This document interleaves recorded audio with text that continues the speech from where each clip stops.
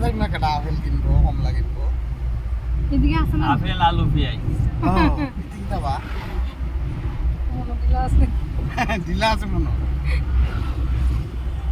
কিতা করতো লই একটা বইছো এলিকা বইছে না আশেপাশে বাড়ি ঘর আছে তো ফল হলে শুধু ফল দে আপেলের লগে আলু আবার পেঁয়াজ